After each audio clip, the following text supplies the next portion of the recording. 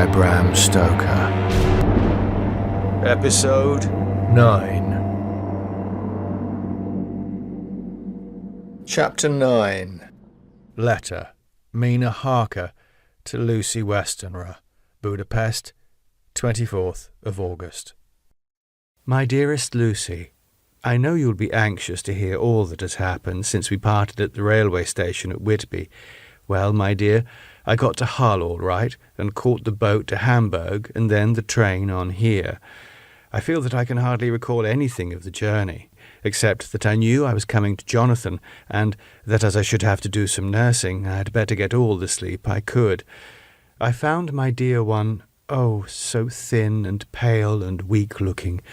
All the resolution has gone out of his dear eyes, and that quiet dignity which I told you was in his face has vanished. He is only a wreck of himself, and he does not remember anything that has happened to him for a long time past. At least he wants me to believe so, and I shall never ask. He has had some terrible shock, and I fear it might tax his poor brain if he were to try to recall it. Sister Agatha, who is a good creature and a born nurse, tells me that he raved of dreadful things whilst he was off his head. I wanted her to tell me what they were, but she would only cross herself and say she would never tell, that the ravings of the sick were the secrets of God, and if a nurse, through her vocation, should hear them, she should respect her trust. She is a sweet, good soul, and the next day, when she saw I was troubled, she opened up the subject again, and after saying that she could never mention what my poor dear raved about, added, "I can tell you this much, my dear, that it was not about anything which he has done wrong himself, and you, as his wife-to-be, have no cause to be concerned. He has not forgotten you, or what he owes to you. His fear was of great and terrible things which no mortal can treat of. I do believe the dear soul thought I might be jealous lest my poor dear should have fallen in love with any other girl. The idea of my being jealous about Jonathan! And yet, my dear, let me whisper, I felt a thrill of joy through me when I knew that no other woman was a cause of trouble. I am now sitting by his bedside where I can see his face while he sleeps. He is waking. When he woke, he asked me for his coat, as he wanted to get something from the pocket. I asked Sister Agatha, and she brought all his things. I saw that amongst them was his notebook, and was going to ask him to let me look at it, for I knew then that I might find some clue to his trouble. But I suppose he must have seen my wish in my eyes, for he sent me over to the window, saying he wanted to be quite alone for a moment. Then he called me back, and when I came, he had his hand over the notebook, and he said to me very solemnly, "Wilhelmina." I knew then that he was in deadly earnest, for he has never called me by that name since he asked me to marry him. "You know, dear, my ideas of the trust between husband and wife. There should be no secret, no concealment. I have had a great shock, and when I try to think of what it is, I feel my head spin round, and I do not know if it was all real or the dreaming of a madman. You know I have had brain fever, and that is to be mad. The secret is here, and I do not want to know it. I want to take up my life here with our marriage. For, my dear, we had decided to be married as soon as the formalities are complete. Are you willing, Wilhelmina, to share my ignorance? Here is the book. Take it and keep it. Read it if you will, but never let me know, unless, indeed, some solemn duty should come upon me to go back to the bitter hours, asleep or awake, sane or mad, recorded here." He fell back, exhausted, and I put the book under his pillow and kissed him. I have asked Sister Agatha to beg the Superior to let our wedding be this afternoon, and am waiting her reply. She has come and told me that the chaplain of the English Mission Church has been sent for. We are to be married in an hour, or as soon as Jonathan wakes. Lucy, the time has come and gone. I feel very solemn, but very, very happy. Jonathan woke a little after the hour, and all was ready, and he sat up in bed, propped with pillows. He answered his "I will" firmly and strongly. I could hardly speak. My heart was so full that even those words seemed to choke me. The dear sisters were so kind. Please God, I shall never, never forget them, nor the grave and sweet responsibilities I have taken upon me. I must tell you of my wedding present.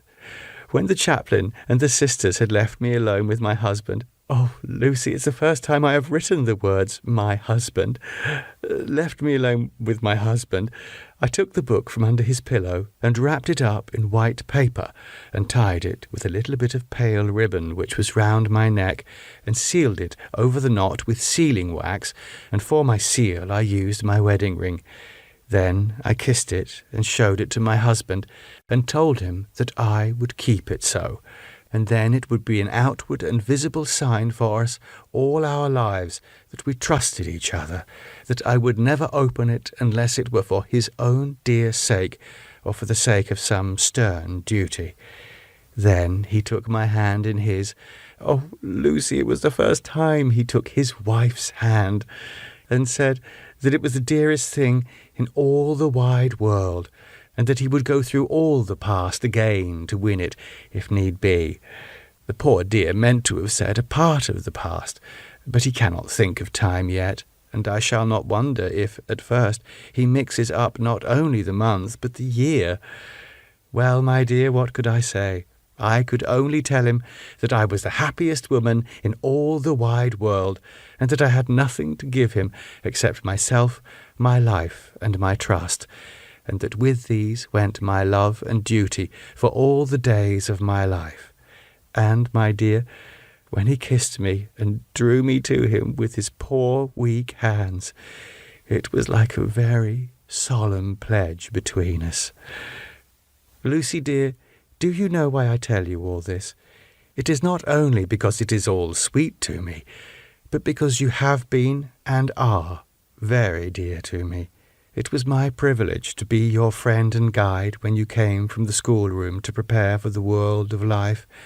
I want you to see now, and with the eyes of a very happy wife, whither duty has led me, so that in your own married life you too may be all happy as I am. My dear, please Almighty God, your life may be all it promises, a long day of sunshine with no harsh wind, no forgetting duty, no distrust. I must not wish you no pain, for that can never be, but I do hope you will be always as happy as I am now. Goodbye, my dear. I shall post this at once, and perhaps write you very soon again. I must stop, for Jonathan is waking. I must attend to my husband. Your ever-loving Mina Harker. Letter, Lucy Westenra to Mina Harker. Whitby, 30th August. My dearest Mina, oceans of love and millions of kisses, and may you soon be in your own home with your husband. I wish you could be coming home soon enough to stay with us here. The strong air would restore Jonathan, as it has quite restored me. I have an appetite like a cormorant, am full of life, and sleep well. You will be glad to know that I have quite given up walking in my sleep. I think I have not stirred out of my bed for a week. That is, when I once got into it at night. Arthur says I am getting fat. By the way, I forgot to tell you that Arthur is here. We have such walks and drives and rides and rowing and tennis and fishing together, and I love him more than ever. He tells me that he loves me more, but I doubt that, for at first he told me that he couldn't love me more than he did then. But this is nonsense. There he is, calling to me. So no more, just at present, from your loving Lucy. P.S. Mother sends her love. She seems better, poor dear. P.P.S. We are to be married on 28th September.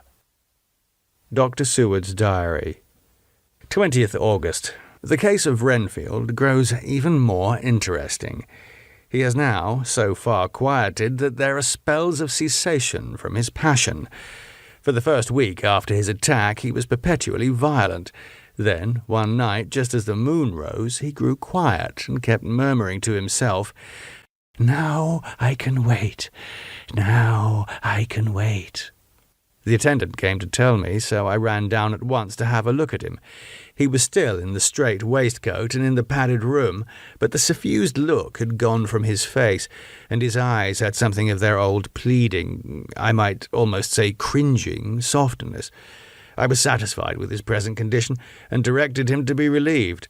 The attendants hesitated, but finally carried out my wishes without protest. It was a strange thing that the patient had humour enough to see their distrust, for coming close to me he said in a whisper, all the while looking furtively at them, "They think I could hurt you. Fancy me hurting you, the fools." It was soothing, somehow, to the feelings, to find myself dissociated, even in the mind of this poor madman, from the others. But, all the same, I do not follow his thought. Am I to take it that I have anything in common with him, so that we are, as it were, to stand together?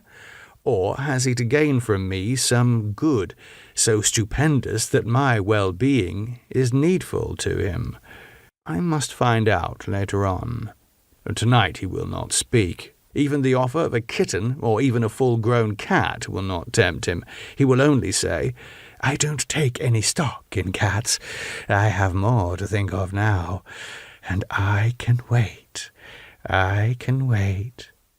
After a while, I left him. The attendant tells me he was quiet until just before dawn, and that then he began to get uneasy, and at length violent, until at last he fell into a paroxysm which exhausted him so that he swooned into a sort of coma. 3 nights has the same thing happened. Violent all day, then quiet from moonrise to sunrise. I wish I could get some clue to the cause. It would almost seem as if there was some influence which came and went. Happy thought. We shall tonight play sane wits against mad ones.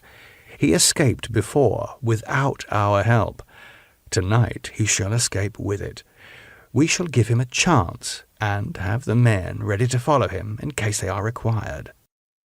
23rd August. The unexpected always happens. How well Disraeli knew life. Our bird, when he found the cage open, would not fly, so all our subtle arrangements were for naught. At any rate, we have proved one thing, that the spells of quietness last a reasonable time. We shall in future be able to ease his bonds for a few hours each day. I have given orders to the night attendant merely to shut him in the padded room, when once he is quiet, until an hour before sunrise. The poor soul's body will enjoy the relief, even if his mind cannot appreciate it. Hark! The unexpected again! I am called! The patient has once more escaped! Later. Another night adventure. Renfield artfully waited until the attendant was entering the room to inspect. Then he dashed out past him and flew down the passage. I sent word for the attendants to follow. Again he went into the grounds of the deserted house, and we found him in the same place, pressed against the old chapel door. When he saw me, he became furious, and had not the attendant seized him in time, he would have tried to kill me. As we were holding him, a strange thing happened. He suddenly redoubled his efforts, and then, as suddenly, grew calm. I looked round instinctively, but could see nothing. Then I caught the patient's eye and followed it, but could trace nothing as it looked into the moonlit sky, except a big bat, which was flapping its silent and ghostly way to the west.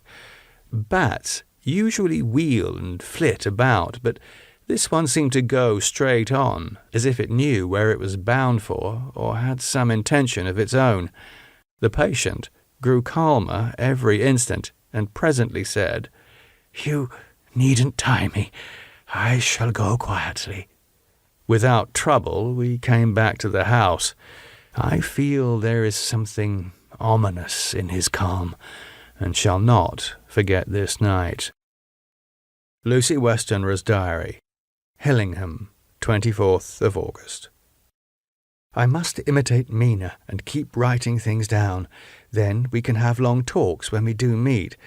I wonder when it will be. I wish she were with me again, for I feel so unhappy. Last night I seemed to be dreaming again, just as I was at Whitby. Perhaps it is the change of air, or getting home again. It is all dark and horrid to me, for I can remember nothing, but I am full of vague fear, and I feel so weak and worn out. When Arthur came to lunch, he looked quite grieved when he saw me, and I hadn't the spirit to try to be cheerful. I wonder if I could sleep in Mother's room tonight. I shall make an excuse and try. 25th August. Another bad night. Mother did not seem to take my proposal. She seems not too well herself, and doubtless she fears to worry me. I tried to keep awake, and succeeded for a while, but when the clock struck 12, it waked me from a doze, so I must have been falling asleep. There was a sort of scratching or flapping at the window, but I did not mind it, and as I remember no more, I suppose I must then have fallen asleep. More bad dreams. I wish I could remember them. This morning I am horribly weak. My face is ghastly pale, and my throat pains me. It must be something wrong with my lungs, for I don't seem ever to get air enough. I shall try to cheer up when Arthur comes, or else I know he will be miserable to see me so. Letter, Arthur Holmwood to Dr. Seward, Albemarle Hotel, 31st August. My dear Jack, I want you to do me a favour. Lucy is ill. That is, she has no special disease, but she looks awful and is getting worse every day. I have asked her if there is any cause. I do not dare to ask her mother, for to disturb the poor lady's mind about her daughter in her present state of health would be fatal. Mrs. Westenra has confided to me that her doom is spoken, disease of the heart, though poor Lucy does not know it yet. I am sure that there is something preying on my dear girl's mind. I am almost distracted when I think of her. To look at her gives me a pang. I told her I should ask you to see her, and though she demurred at first, I know why, old fellow, she finally consented. It will be a painful task for you, I know, old friend, but it is for her sake, and I must not hesitate to ask, or you to act. You are to come to lunch at Hillingham tomorrow, 2 o'clock, so as not to arouse any suspicion in Mrs. Westenra, and after lunch Lucy will take an opportunity of being alone with you. I shall come in for tea, and we can go away together. I am filled with anxiety, and want to consult with you alone as soon as I can after you have seen her. Do not fail. Arthur. Telegram. Arthur Holmwood to Dr. Seward. 1st September. Am summoned to see my father, who is worse. Am writing. Write me fully by tonight's post to Ring. Wire me if necessary. Letter from Dr. Seward to Arthur Holmwood. 2nd of September. My dear old fellow, with regard to Miss Westenra's health, I hasten to let you know at once that in my opinion there is not any functional disturbance or any malady that I know of. At the same time, I am not by any means satisfied with her appearance. She is woefully different from what she was when I saw her last. Of course, you must bear in mind that I did not have full opportunity of examination such as I should wish. Our very friendship makes a little difficulty which not even medical science or custom can bridge over. I had better tell you exactly what happened, leaving you to draw, in a measure, your own conclusions. I shall then say what I have done and propose doing. I found Miss Westenra in seemingly gay spirits. Her mother was present, and in a few seconds I made up my mind that she was trying all she knew to mislead her mother and prevent her from being anxious. I have no doubt she guesses, if she does not know, what need of caution there is. We lunched alone, and, as we all exerted ourselves to be cheerful, we got, as some kind of reward for our labours, some real cheerfulness amongst us. Then Mrs. Westenra went to lie down, and Lucy was left with me. We went into her boudoir, and, till we got there, her gaiety remained, for the servants were coming and going. As soon as the door was closed, however, the mask fell from her face, and she sank down into a chair with a great sigh, and hid her eyes with her hand. When I saw that her high spirits had failed, I at once took advantage of her reaction to make a diagnosis. She said to me, very sweetly, "I cannot tell you how I loathe talking about myself." I reminded her that a doctor's confidence was sacred, but that you were grievously anxious about her. She caught on to my meaning at once, and settled that matter in a word. "Tell Arthur everything you choose. I do not care for myself, but all for him." So I am quite free. I could easily see that she is somewhat bloodless, but I could not see the usual anemic signs, and by a chance I was actually able to test the quality of her blood, for in opening a window which was stiff, a cord gave way, and she cut her hand slightly with broken glass. It was a slight matter in itself, but it gave me an evident chance, and I secured a few drops of the blood and have analysed them. The qualitative analysis gives a quite normal condition and shows, I should infer, in itself a vigorous state of health. In other physical matters, I was quite satisfied that there is no need for anxiety. But, as there must be a cause somewhere, I have come to the conclusion that it must be something mental. She complains of difficulty in breathing satisfactorily at times, and of heavy, lethargic sleep with dreams that frighten her, but regarding which she can remember nothing. She says that as a child she used to walk in her sleep, and that when in Whitby the habit came back, and that once she walked out in the night and went to East Cliff, where Miss Murray found her. But she assures me that of late the habit has not returned. I am in doubt, and so have done the best thing I know of. I have written to my old friend and master, Professor Van Helsing of Amsterdam, who knows as much about obscure diseases as anyone in the world. I have asked him to come over, and as you told me that all things were to be at your charge, I have mentioned to him who you are and your relations to Miss Westenra. This, my dear fellow, is in obedience to your wishes, for I am only too proud and happy to do anything I can for her. Van Helsing would, I know, do anything for me for a personal reason, so, no matter on what ground he comes, we must accept his wishes. He is a seemingly arbitrary man, but this is because he knows what he is talking about better than anyone else. He is a philosopher and a metaphysician, and one of the most advanced scientists of his day, and he has, I believe, an absolutely open mind. This, with an iron nerve, a temper of the iceberg, an indomitable resolution, self-command, and toleration exalted from virtues to blessings, and the kindliest and truest heart that beats, these form his equipment for the noble work he is doing for mankind. Work both in theory and practice, for his views are as wide as his all-embracing sympathy. I tell you these facts that you may know why I have such confidence in him. I have asked him to come at once. I shall see Miss Westenra tomorrow again. She is to meet me at the stores, so that I may not alarm her mother by too early a repetition of my call.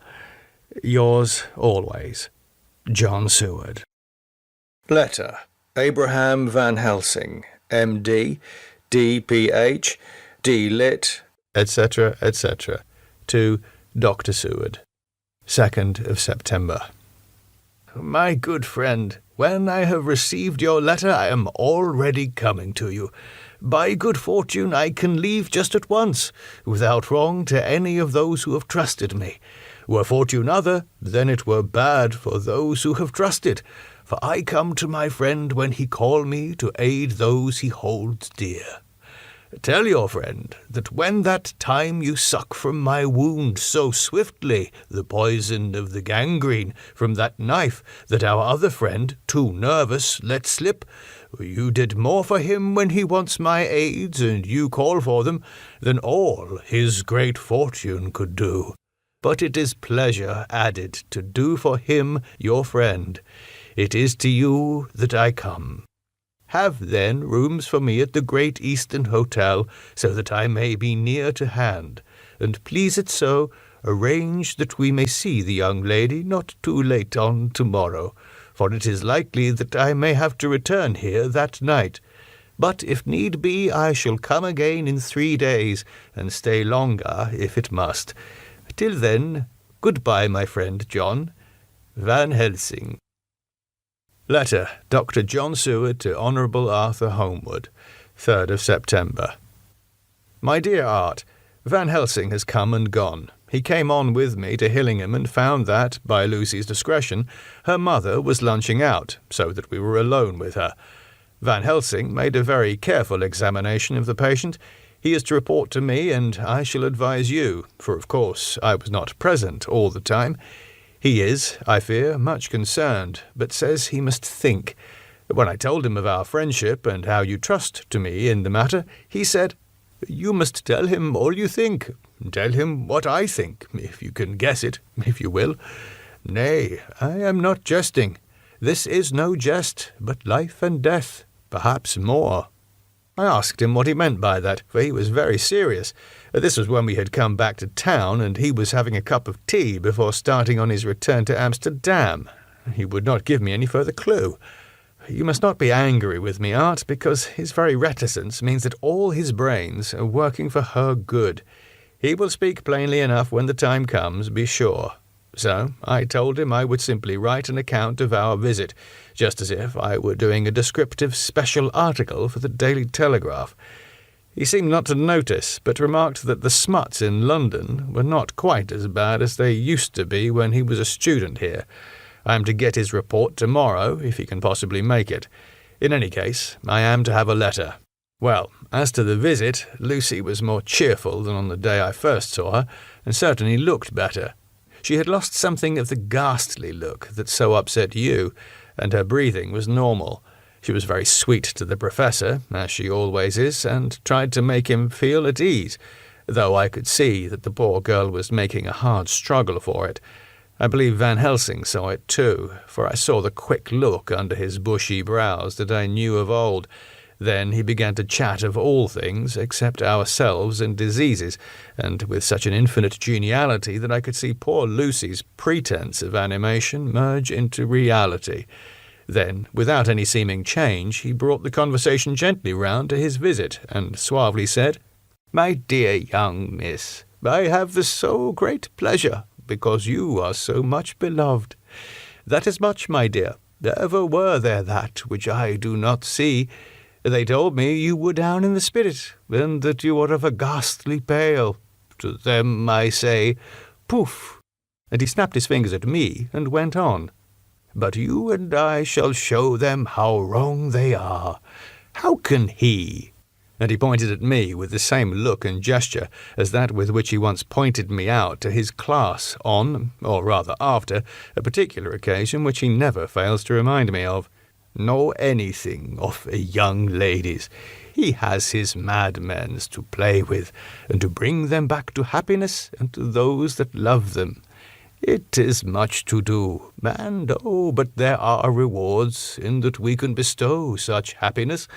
But the young ladies, he has no wife nor daughter, and the young do not tell themselves to the young, but to the old, like me, who have known so many sorrows and the causes of them. So, my dear, we will send him away to smoke the cigarette in the garden, whilst you and I have a little talk all to ourselves." I took the hint and strolled out, and presently the professor came to the window and called me in. He looked grave, but said, "I have made careful examination, but there is no functional cause. With you I agree that there has been much blood lost. It has been, but is not. But the conditions of her are in no way anemic. I have asked her to send me her maid, that I may ask just 1 or 2 questions, that so I may not chance to miss nothing. I know well what she will say, and yet there is cause. There is always cause for everything. I must go back home and think. You must send me the telegram every day, and if there be cause, I shall come again. The disease, for not to be all well is a disease, interests me, and the sweet young dear, she interests me too. She charmed me, and for her, if not for you or disease, I come. As I tell you, he would not say a word more, even when we were alone. So, now, Art, you know all I know. I shall keep stern watch. I trust your poor father is rallying. It must be a terrible thing to you, my dear old fellow, to be placed in such a position between two people who are both so dear to you. I know your idea of duty to your father, and you are right to stick to it. But if need be, I shall send you word to come at once to Lucy, so do not be over-anxious unless you hear from me. Dr. Seward's Diary, 4th of September. Zoophagous patient still keeps up our interest in him. He had only one outburst, and that was yesterday at an unusual time. Just before the stroke of noon, he began to grow restless. The attendant knew the symptoms and at once summoned aid. Fortunately, the men came at a run and were just in time, for at the stroke of noon he became so violent that it took all their strength to hold him. In about 5 minutes, however, he began to get more and more quiet, and finally sank into a sort of melancholy, in which state he has remained up to now. The attendant tells me that his screams whilst in the paroxysm were really appalling. I found my hands full when I got in, attending to some of the other patients who were frightened by him. Indeed, I can quite understand the effect, for the sounds disturbed even me, though I was some distance away. It is now after the dinner hour of the asylum, and as yet my patient sits in a corner, brooding, with a dull, sullen, woebegone look on his face, which seems rather to indicate than to show something directly. I cannot quite understand it. Later. Another change in my patient. At 5 o'clock I looked in on him, and found him seemingly as happy and contented as he used to be. He was catching flies and eating them, and was keeping note of his capture by making nail marks on the edge of the door between the ridges of padding. When he saw me, he came over and apologized for his bad conduct, and asked me in a very humble, cringing way to be led back to his own room and to have his notebook again. I thought it well to humour him, so he is back in his room with the open window. He has the sugar of his tea spread out on the window-sill, and is reaping quite a harvest of flies. He is not now eating them, but putting them into a box, as of old, and is already examining the corners of his room to find a spider. I tried to get him to talk about the past few days, for any clue to his thoughts would be of immense help to me, but he would not rise. For a moment or two he looked very sad, and said in a sort of far-away voice, as though saying it rather to himself than to me, "All over, all over. He has deserted me. No hope for me now, unless I do it for myself." Then, suddenly turning to me in a resolute way, he said, "Doctor, won't you be very good to me and let me have a little more sugar? I think it would be good for me." "And the flies?" I said. "Yes, the flies like it too, and I like the flies. Therefore, I like it. And there are people who know so little as to think that madmen do not argue. I procured him a double supply, and left him as happy a man as I suppose any in the world. I wish I could fathom his mind." Midnight. Another change in him. I had been to see Miss Westenra, whom I found much better, and had just returned, and was standing at our own gate looking at the sunset, when once more I heard him yelling. As his room is on this side of the house, I could hear it better than in the morning. It was a shock to me to turn from the wonderful, smoky beauty of a sunset over London, with its lurid lights and inky shadows and all the marvellous tints that come on foul clouds, even as on foul water, and to realise all the grim sternness of my own cold stone building, with its wealth of breathing misery, and my own desolate heart to endure it all. I reached him just as the sun was going down, and from his window saw the red disc sink. As it sank, he became less and less frenzied, and just as it dipped, he slid from the hands that held him, an inert mass, on the floor. It is wonderful, however, what recuperative power lunatics have, for within a few minutes he stood up quite calmly and looked around him. I signalled to the attendants not to hold him, for I was anxious to see what he would do. He went straight over to the window and brushed out the crumbs of sugar. Then he took his fly box and emptied it outside and threw away the box. Then he shut the window and, crossing over, sat down on his bed. All this surprised me, so I asked him, "You're not going to keep flies any more?" "No," said he. "I'm sick of all that rubbish." He certainly is a wonderfully interesting study. I wish I could get some glimpse of his mind or of the cause of his sudden passion. Stop. There may be a clue after all. If we can find why today his paroxysms came on at high noon and at sunset, can it be that there is a malign influence of the sun at periods which affects certain natures, as at times the moon does others? We shall see. Telegram. Seward, London to Van Helsing, Amsterdam. 4th September. Patient still better today. Telegram. Seward, London to Van Helsing, Amsterdam. 5th September. Patient greatly improved. Good appetite, sleeps naturally, good spirits, colour coming back. Telegram. Seward, London to Van Helsing, Amsterdam. 6th September. Terrible change for the worse. Come at once. Do not lose an hour. I hold over telegram to Holmwood till have seen you. The music on the podcast is by Andrew Rothman. For more information, go to arothman.com.